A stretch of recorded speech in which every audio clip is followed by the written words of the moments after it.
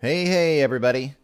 If you're listening to this, you are listening to the first free hour of this episode of The Shift with Doug McKenty. If you like what you're hearing, please consider subscribing to the show in order to access the full feature-length versions of the podcast, as well as have access to the members forum, where we discuss potential topics and interviews and dive deep into the overall concept of the shift. For only $6 a month, not only do you get the full-length episodes, but also an opportunity to co-create with me, your host, Doug McKenty, the future of the show. Go to www.theshiftnow.com or patreon.com/theshift and sign up today in order to help make the shift possible. Thanks for listening and enjoy the show.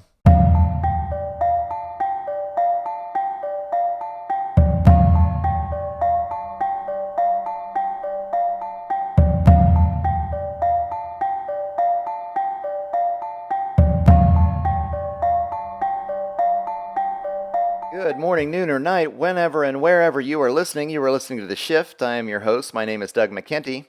Find out more about the show at The Shift with Doug McKenty on Facebook and YouTube, at DMcKenty on Twitter, or at theshiftnow.com. This episode was recorded on July 22nd, 2020.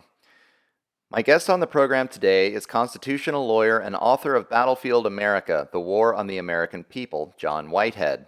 John is also the founder of the Rutherford Institute, a nonprofit organization working for the protection of constitutional liberties for all Americans since 1982. Though John has been way ahead of the curve, warning for decades about the slow encroachment of state power over individual choice, his message has become especially poignant as a result of the unprecedented moves by government to strip Americans of civil liberties during the first half of 2020. With the declaration of a state of emergency in March in order to combat the COVID pandemic, federal and state governments have wielded far more power over the citizenry than perhaps any time since the Civil War. In many states, governors now issue edicts with no requirement to ask permission of the legislature. This breakdown of the balance of power has resulted in an outright assault on many constitutional rights Americans once took for granted. Shelter-in-place orders strip citizens of the right to peaceable assembly, and even impose sanctions on those who chose to engage in religious gatherings as well. Freedom of speech is curtailed as many tech platforms have begun censorship of narratives unfriendly to the government corporate agenda. Contact tracing applications provide government with unprecedented powers of surveillance and allow for the continued erosion of rights, preventing unreasonable search and seizure as personal medical information becomes available to government, which can and will now quarantine all individuals suspected of having the disease. Mask wearing is now mandatory in many states, further blurring the line between state action and personal sovereignty. If that is not enough, the fight over militarization of the police, a fight that John Whitehead has been waging for years, has finally come to a head with the killing of George Floyd by police in Minneapolis, Minnesota. The organization Black Lives Matter hit the streets decrying the disproportionate use of state violence against people of color, and is now calling to defund the police across America. In response, the federal government has sent unidentified federal agents to Portland and other cities around the U.S., engaging in literal snatch and grab techniques by taking, quote, suspicious-looking individuals off the streets without a warrant and detaining them for indefinite periods of time. The Rutherford Institute has been busy as Americans are caught between a veritable pincher move of fascist government encroachment with the 1-2 punch of COVID on the one hand and militarized enforcement overreach on the other. In Battlefield America, John Whitehead described the long history of police militarization and the growth of the surveillance state that got us to this point, and had the prescience to warn us all that the current scenario was inevitable if we did nothing to stop it. In it, he described the growing police state and the consistent attacks on constitutional rights which previously protected the average American from the capricious nature of state violence. Now that it has arrived, perhaps we should all ask how he knew. I urge all those listening to read Battlefield America and go to rutherford.org to take a look at John's recent blog posts and stay updated on the fast-moving narrative that can only be described as America's plunge into neo-fascism. I want to thank John Whitehead for agreeing to come on the show, and thanks, John, for helping to make the shift. Hey, and I'm joined today by John Whitehead. He is the founder of the Rutherford Institute and author of Battlefield America. Really appreciate you being on the show today. How you doing, John? Thank you. Yeah, well, very busy with everything that's going on at the Rutherford Institute. We've been in the middle of a lot of the battles going on with the COVID surveillance and all the things that we're seeing. Yeah, I imagine you guys are really busy these days. There is a lot going on that pertains to your area of expertise. You want to just give the audience a little background and talk about what the Rutherford Institute does and what it's all about? I was a young lawyer in the late 70s, early 80s, doing cases, helping people out, trying to get people a lawyer. And so I came up with the idea of starting the Rutherford Institute. I founded it in 1982 with the idea that I would raise money. I would get lawyers to donate their time. We would pay the legal expenses and help people out. And we've handled cases before the U.S. Supreme Court. All you go to our website at rutherford.org, and you'll see what we do. We've done. I've defended, by the way, my philosophy is I don't defend people based on politics. I defend them based on the rights they should have under the Constitution. So I Uh-huh. mean, a lot of people I defend, I don't agree with personally, but the right to free speech is so essential to keeping freedom alive in this country. And most Americans do not get that. One reason they don't get it is because they're not taught it in the public schools anymore at all, basically. They don't know anything. I talked to law students today coming out of law school, getting ready to be lawyers. They don't even know what's in the Bill of Rights. They can't tell me what's in the First Amendment. Lawyers can't tell me anymore. So the country's collapsed. And what I'm trying to do is we do a lot of educational programs. We get on shows like yours, trying to Hmm. get the information out, trying to wake people up, trying to get them involved, trying to get them off all the screen devices all the time, and get just a little bit of time at your local city council meeting. Get involved in government. Do something besides sit on your butt and stare at a screen. And because the screen devices generally are controlled by the large corporations, which of course are there to milk and sell us, and they work closely with the government. As Google has admitted, it works with the Chinese government as well in tracking our location everywhere. But that's basically the history of the group. I work with a lot of lawyers across the country. We do like First Amendment cases, a lot of Fourth Amendment cases, unreasonable searches and seizures, Hmm. and like I say, we've defended thousands of people, and I've written over 30 books. My last being Battlefield America: The War on the American People, which is an analysis of the culture and where we're headed. And folks, we're headed toward totalitarianism. There's no doubt in my mind, and we can discuss more as we go along here. And so the Institute focuses mainly on constitutional violations. You're talking about civil liberties here, right? Yeah, like during the COVID thing, we helped churches that were. We had one church. The pastor was. This is like a month and a half ago. Who was holding the church services by cell phone. People were sitting in their cars. 17 people, 18 people in 17 cars were sitting, and he was basically doing it. And the police arrived, said they were going to arrest him and fine him because what Hmm. he was doing wasn't safe. And this was in Pennsylvania where people were buying liquor at liquor stores and going in Target and stuff like that. And so we wrote a letter and said we're going to sue you if you don't stop this and back off, and they backed off. So those are the kind of cases we get involved in. I get involved in a lot of people on street corners with signs saying they hate the government or whatever, and they get arrested by the police. Those kind of things, and we've helped with a lot of raids of people's homes where police show up at people's doors and smash their doors open, smack people upside the head, sometimes hurt their children, kill their dogs. We've helped with a lot of cases going on those. Those things are all detailed in my book, Battlefield America, and the other books I've written, such as The Government of Wolves, and Hmm. I do a weekly commentary.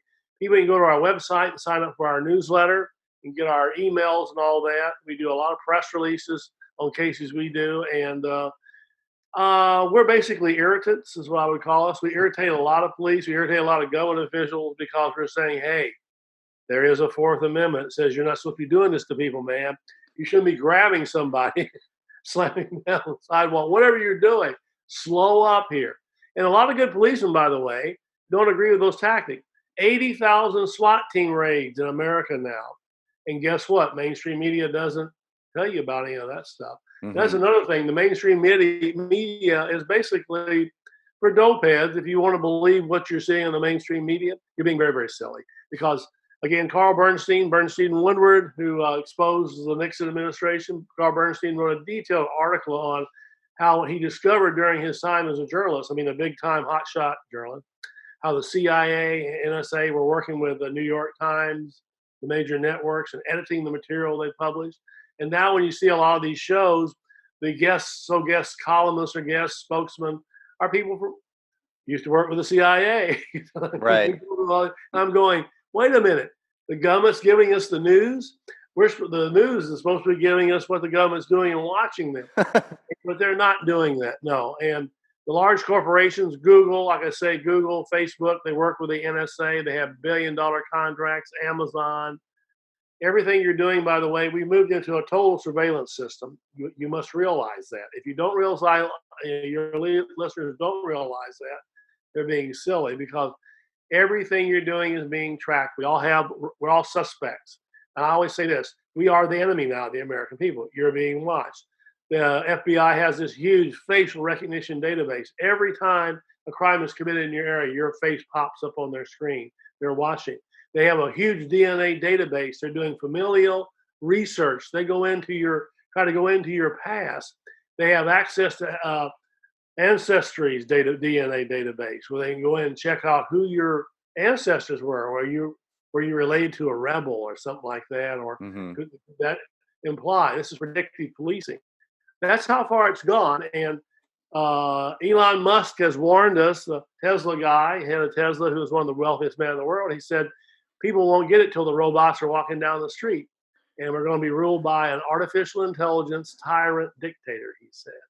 And we're moving in that direction. And listen, read, research, education precedes action. Did you know that there's 86 universities in America that have Confucius Institutes paid for by the Chinese government, where they're teaching students about Chinese culture, how good China is? They can't go against anything the Chinese say. You're talking about a government was just exposed last week, having people handcuffed behind their backs and muzzles over their faces being lowered on the trains going to detention centers. They have 86 institutes in American universities. Right. So we're asleep, folks, and your so-called news media is not telling you. People like this gentleman here is going to tell you, but you're not getting it from the big boys, so-called. And so all I'm telling people is, if you really care about freedom, and I'm not sure most people do. Most people, if they have a donut in their mouth and a cup of coffee at Starbucks, they're going to be fine. But there's going to come a time when someone's going to grab you from the back of your head, like they do in China, by the way. And I have people who've gone to China and seen it. Grab you from the back of your head, rip you into the streets, and put you in a police car and drive off. What did he do? They don't know. So all it takes is, listen. Under the Obama administration, they were doing extremism reports, watching everybody. The Department of Homeland Security does threat assessments on all homes in America now. They go from green to red. If you own a weapon, you have a red. People wonder why sometimes cops show up at the door and they're agitated. The police have all that information on their screen devices. And one reason they've slammed a few people down because they have a gun. They might have a gun. You have Douglas Limp, Duncan Limp, the guy in Maryland who was shot through the window about a month before the George Floyd issue, in his bed with his girlfriend. He was a Second Amendment advocate.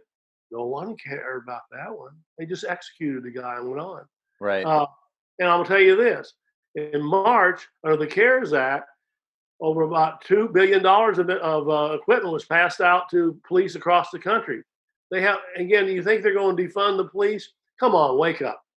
In March, Right. they were already giving them all kind, and this is drones, Chinese drones, by the way. The police are using Chinese drones in this country, Americans. So, like I say, if I drew a picture of the United States with an outline of it, I'd put "Made in China" in the middle of it. We're moving in that direction. If we don't reverse some of this, if you don't wake up and go down to your local college and say, "What is this Confucius Institute? Please give us a report. What are you teaching the kids here?" I mean, you're dealing with a monstrous totalitarian government that won't let people travel if they say the wrong word. Right.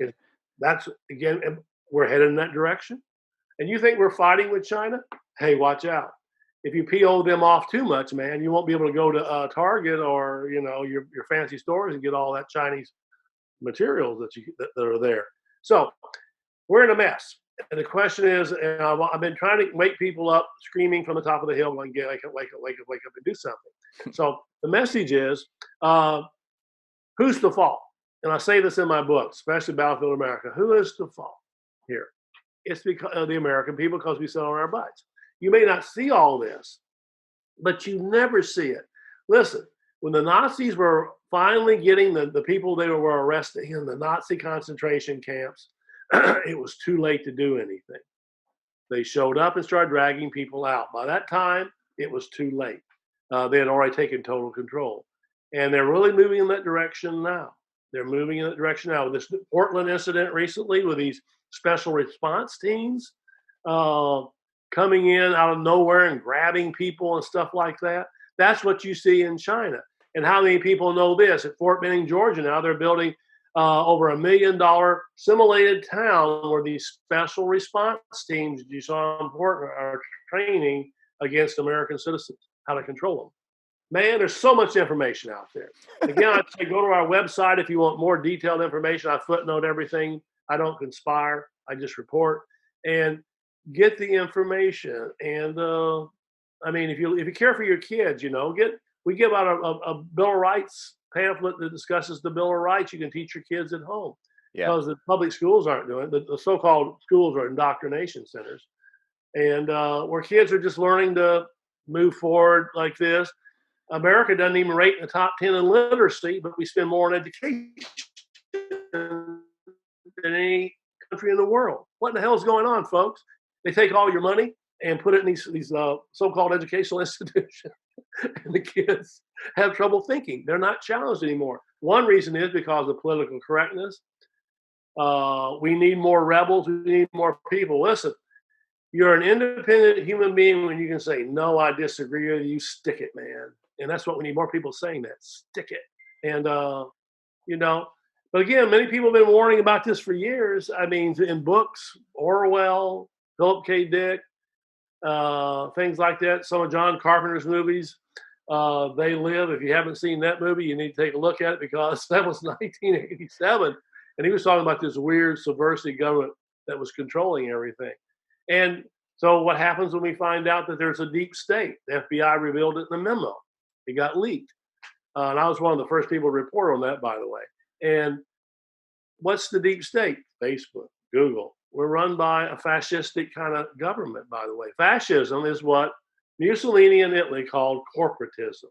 You get the corporations in. Hitler said that capitalism can survive in a democracy. You needed fascism for it to survive. That's an actual quote from Hitler. That's the way modern politicians think. I don't give a damn who's in the White House, by the way. You ever seen The Wizard of Oz? Oh, yeah. Okay. A former NSA agent referred to me, and it kind of struck me once. About 6, 7 years ago, he had read my book, Gum and Wool. He said we refer to the president as Oz. And I went, what? And then the deep state memo came out about 2 years later, and I went, oh, I get it. There's people underneath them. They call it the seventh floor group. It's 7 floors down under the ground. And by the way, the government has bunkers all over the United States. Look up Mount Weather. They're prepared for any kind of emergency, but you know who they're not building bunkers for? We, the people. Yeah, I hear that. It is just outrageous. I mean, I 100% agree with you. It seems like the current powers that be are definitely trying to emulate the Chinese system. Like you're talking about, I mean, we know in China they have these social credit scores, but very few Americans know that cops are using these social credit systems right now to keep track of everybody. Cops across the United States have secret watch lists now. They're watching social media. The John Whitehead, you, sir. Right. We're both on watch lists. No matter where you move or whatever, you're tracked because you are considered a weirdo, an extremist. An extremist is anybody that says, I want freedom. I want freedom. They want social conformity. And you're absolutely right. It's the social credit system. Like I say, the Department of Homeland Security began doing threat assessments on houses under the Obama administration. And they're watching what we do, the guns you buy. They don't want you to have a gun, as we know, because they don't want you defending yourself. And when you have police, and again, I've been involved in some situations where police have met with me before a situation, and they said, basically stepping down. And I had one actually tell me, one department, that they were afraid of Antifa. They were afraid. And I looked at them, they were sitting around the room with guns on their hips, and I was going, you're loaded to bear and you're afraid? What in the world is going on here? And that's why you're seeing a lot of this rioting and crashing and all this crap we're seeing. Again, that plays into the hands. Once they get the citizens aimed at one another and smashing each other, the government takes control. Right. They know they got you because you're dumb. John Lennon said it best. They'll tweak your beard, they'll call you names just to make you get violent. And once you do that, again, Martin Luther King, who nobody listens to anymore, said, don't do it. It again increases the power of the government. Don't get violent. And I mean, a lot of the kids coming out of schools today, again, they don't have any depth. They don't understand these great thinkers. And that's why you're seeing a lot of them getting into the streets and getting kind of far out, Hmm. which again, what does it benefit how does it benefit them in freedom in the end? Right. Well, I definitely wanted to get into, what's going on with the whole Black Lives Movement matter and the George Floyd situation, because you've been talking about demilitarizing the police for years.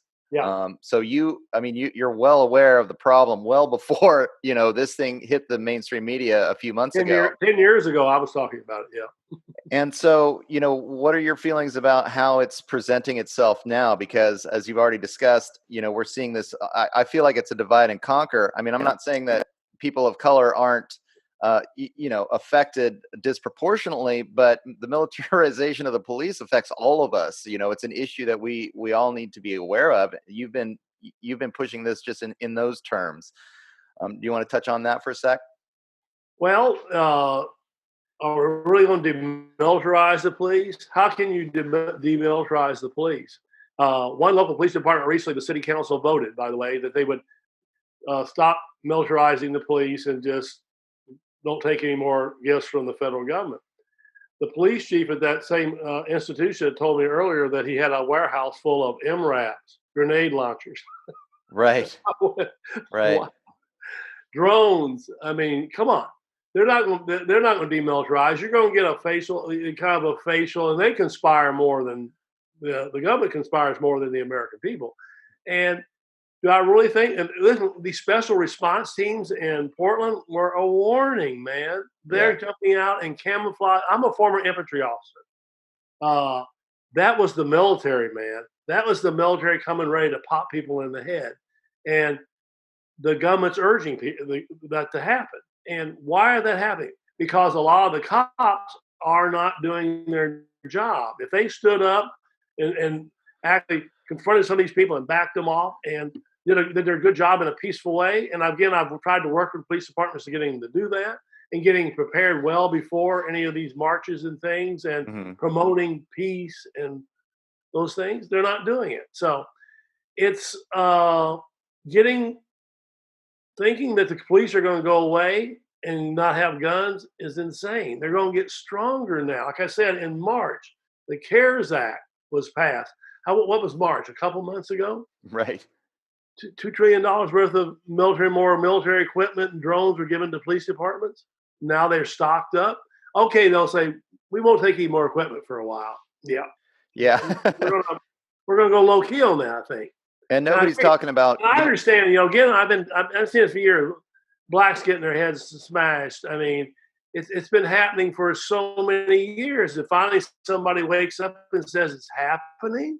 I mean, but I know this that in terms, if you're talking back to a cop today, a lot of them, and they're not trained very well. I talk to policemen who work in Mhm. the military academies who tell me they're trained militarily, by the way, in police academies Right. getting, you're not going to be, it's going to be a very difficult thing unless there's only one hope I see in this whole paradigm we're looking at, and that's that people getting really strong and active on the local level and actually doing their job. Not saying don't take any more bombs and MRAPs, which are tanks on wheels, but going down and saying get rid of them. Get rid of this stuff, man. What do you need this community for?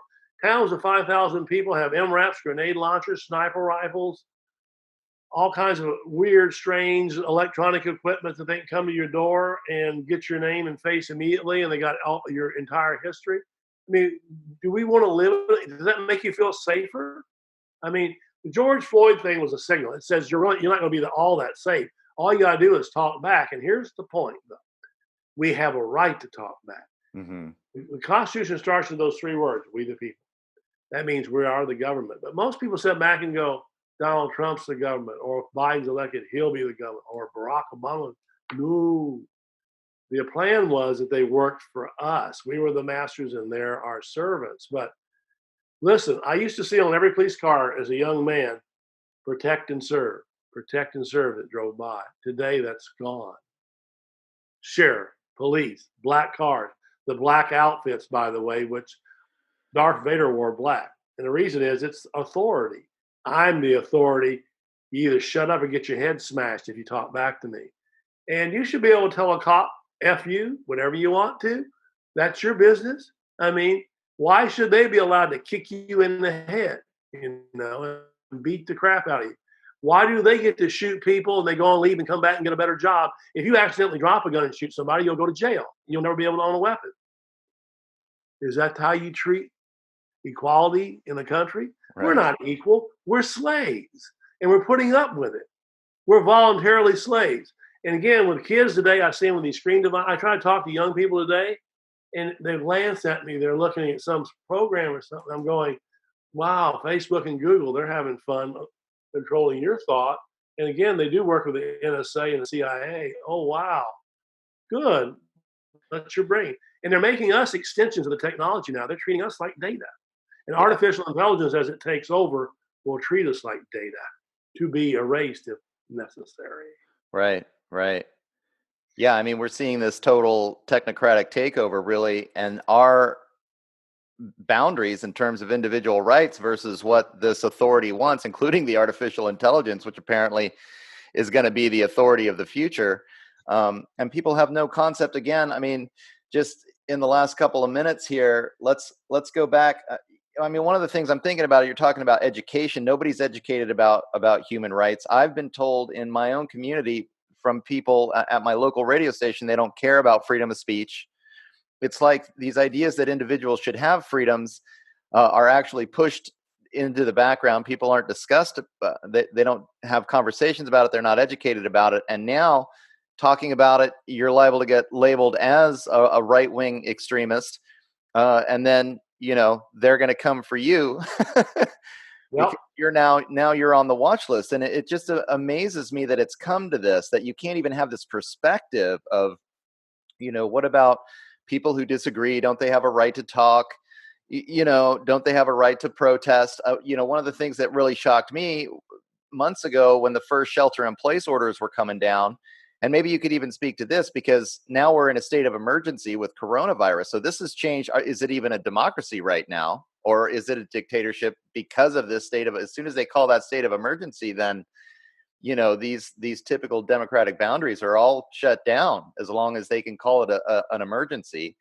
And if you're complaining about it, and this is the thing, like even the very beginning of this all, when the shelter in place orders came in, I'm thinking, this has just stripped us of our right of freedom of assembly, and not a peep from anyone, just to say, shouldn't we have a conversation about this before we go through with it, or before, I mean, it's just shocking to me that people are so willing to let those boundaries between their personal choices and what the government can tell them to do, just toss those boundaries aside.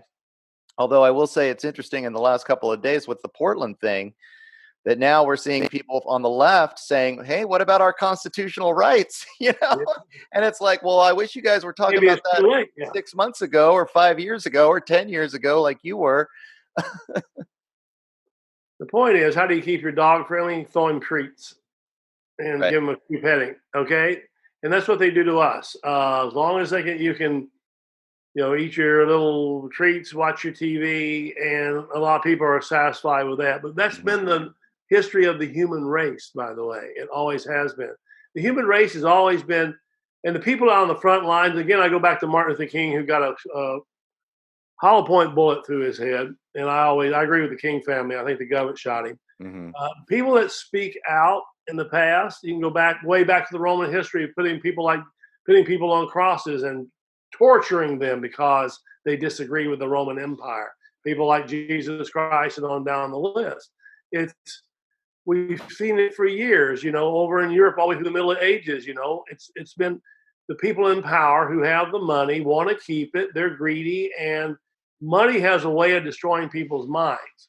So the only thing, and I'll say this, James Madison, who wrote our Bill of Rights, said we ought to mistrust all those in power. Hmm. Ladies and gentlemen listening to this program today, put that in your head. We ought to mistrust all those in power. Money has a way. I've student out of Washington, D.C. for 40 years. It is the most corrupt place I've ever been in my life. A recent report by university professors says um, kind of weird people that are, you know, into power and money and all that stuff, they basically congregate in Washington, D.C. Your representatives spend 3 days a week raising money for the next campaign. And we're paying their bill to get water, free water and flowers and food and trips to the golf course. Hmm. Money has a way of screwing people's heads up, and they get into money and they change. I've had friends, by the way, who've inherited money, and all of a sudden, all they're caring about is to make sure their lawn is going to be perfect for them, and they're going to be able to do this or do that and drive around their limo. And they don't care about the little people. And that's the key we've lost. And this is the most important thing we've lost in our society is empathy. Hmm. Empathy for one another, caring for others. We have homeless people. We have, again, all the people who've been shot by police over the years. Many again, black people, disproportionately. We know all this stuff, and we kept our mouths shut. All it takes is one little weird thing, and then we wake up for a while, and we go back to sleep. The COVID-19 thing has got everybody freaked out. All it takes is some kind of crisis, and government operates from that. That's how they get their power. Hmm. And again, you said it, divide and conquer. Once they get us divided and arguing over stupid things like politics and this and that, and let's say that the deep state actually exists, and you're voting for somebody, who are you, you're voting for the deep state to stay in power? I Right. mean, listen, we got to really be careful. We ought to mistrust all those in power. Teach your children's that. That doesn't matter. At your local school or whatever. I mean, as a kid, I got in a lot of trouble in school because I would raise my hand and say, "Why are we doing this?" And they'd go, "You go down to the principal's office right now." And what I learned early on was you open your mouth, you say the wrong thing, they'll try to kick you in the head. And that's going to happen, but you got to persevere. You got to persevere. If you have empathy and care about other people, get out there and help other folks. There are a lot of people who need help out there in the community. Organizations that need help that are doing a lot of good things. And it's we're down to, my opinion, we got a few years left. Yeah. And again, there are people that I know that work in government higher up who said we don't have any time at all. It's gone. And you said it. There's a technocracy. Uh, Something odd is taking over right now, and I call it artificial intelligence, whatever you want to call it. But I mean, in China, you have newscasters who are synthetics. They're not even real people giving the news now. They look like Right. real people. That's coming. And again, we mistrust what you see on the news. Don't believe what some newscaster is saying, who, by the way, is reading it off a teleprompter written by someone else. Hmm. I've been on a lot of TV shows, folks. I've seen them, and they have trouble communicating logically when they're looking at you, and because their brains are simply fried. They're there because they're so-called celebrities, but wake up, go to Rutherford.org. There are other good websites out there. Read the book, sign up, get our newsletters, get informed, get education. Education precedes action. And I'll look at you. If you call me and say, "Why is this happening?" And I said, "Have you gone down to your local city council and picketed? Have you got your neighbors together to fight this?" And they'll say, "No." I'll say, "Well, I'm pointing my finger at you now. You're the reason. It's up to we the people to change this damn thing. And we can do it. I Yeah. think we can do it. But we gotta get united and follow through. And don't think that politics is going to save us, because it never has. Yeah, pretty crazy. I mean, I find it amazing now that people who point out the corruption in the system, and like you say, just take a trip to Washington, D.C., spend a couple of days there and figure it out. And then trusting these corporate and state actors, which again, as you've described, I mean, this is fascism. They're working together, these public, quote unquote, public private partnerships where they're working together Rutherford under. was in the White House in October. He had 2 meetings with President Trump, and they wouldn't tell us what he was meeting there for. I mean, Yeah. if I go up to and knock on the door, the outside fence and say, I'd like to talk to the president, I'll say, get the hell out of here, or you're going to be dead probably. Right. Rich people just walk in and walk out and dance and party and have fun. And they have underground bunkers, by the way, down below all those buildings. I was taken on a tour once, but some guy said, I'm going to give you a treat. He took me under the Capitol building. I had never seen it. It's all these underground tunnels and rooms and stuff where Wow. people are at. I didn't even know that. This Yeah. this was years ago, and I said, "Where in the hell am I at?" This is again like John Carpenter's "They Live." The weirdo creatures are running things, and it's going to take the real people to change things. And I'm calling on real people to do it. Well, I hear you, John. Looks like we're hitting on that 30-minute point where you wanted to kind of close it up. Do you want to any kind of closing comments? It seems like you've kind of said it, but maybe give out the website one more time. Yeah, go to Rutherford.org, O-R-G, Rutherford.org, and you can see and get sign up for all our materials and get my weekly commentaries. And those will educate you. You may not agree with it, but at least it'll pick your brain a bit and make you maybe want to go do something and get down to your local city council and change things. That's the only hope, folks. Washington, D.C. does not listen. Well, very good. I highly recommend to everybody who's listening that they check this out. John Whitehead, constitutional lawyer, been fighting for our rights for a long time now. Really appreciate your work. This has been Doug McKenty. I am your host. This is The Shift. You can find out more about The Shift at The Shift with Doug McKenty on YouTube, on Facebook. I'm at D McKenty on Twitter, and you can check out my website at www.theshiftnow.com. Very good, John. Thanks a lot for showing up. I really appreciate it, and thanks again for your work. And I hope people do take you to your word and start going to their local government and saying, "Hey, we've had enough. Let's put an end to this." I hope so. Anyway, thank you, sir. You bet. Take care. Well, all right, everybody. Another excellent interview. I really am having so much fun doing these interviews these days. Everybody's got so much to say. I just kind of can't wait to see what comes my way. These different people that are coming on the show and giving different angles for what's happening. But this particular one was pretty incredible and just so necessary during this time. Like I said in the introduction, these first 6 months of 2020 have just been unbelievable in terms of the stripping away of the constitutional rights of every American, and something I think we should all be concerned about. I was just blown away when they started the whole shelter in place thing way back in March, and not a single conversation about taking away the right of assembly. I mean, how are we going to stand up against, political encroachment, police encroachment on our civil liberties? Something that happened right after that, of course, is the 5G rollout. I think there would have been a lot of people up in arms and protesting that whole move, but we were all sheltering in place, so nothing was able to happen. So we've seen a lot of this really pushing by state actors, not just in terms of the COVID stuff, but also in terms of the Black Lives Matter situation, where now we're seeing these unmarked federal agents coming in to cities like Portland and just snatching people off the streets. So things are getting really dangerous. This was a pretty short interview, I gotta say. John's pretty busy these days. He only gave me 30 minutes, so I think I'm just giving it out as a freebie for everybody.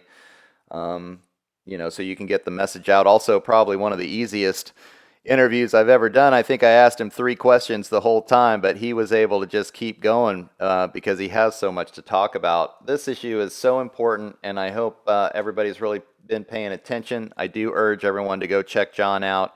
The blogs at Rutherford.org are awesome. The stuff that he's been writing for the last couple of months really does keep you up to date as to what's going on in terms of all this push by big government to take more and more control. I'm especially concerned whenever you see these public-private partnerships, because the government, of course, is working in tandem with these large corporations now to accomplish just about everything that it does. Everything's been quote-unquote privatized, but remember, when you privatize a government agency, that's not called a free market, that's called fascism. So let's keep those things clear. It's so difficult, actually, to have a conversation about economics these days because people are so confused about the difference between a free market that's about Main Street mom and pops and corporate fascism, which is what the euphemism of privatization or public-private partnerships is all about. So But these public-private partnerships, certainly how they've been rolling out the bulk of this surveillance state over the last couple of decades. John's been working on it since 1982. So a lot of great information from him. Hope you got something out of it. Again, check out rutherford.org to find out more about his work. And of course, you can find out more about The Shift at The Shift with Doug McKenty on Facebook and YouTube. I am also on Twitter at dmckenty or the website at www.theshiftnow.com. Thanks everybody for listening, and hope you check it out again next week. Take care.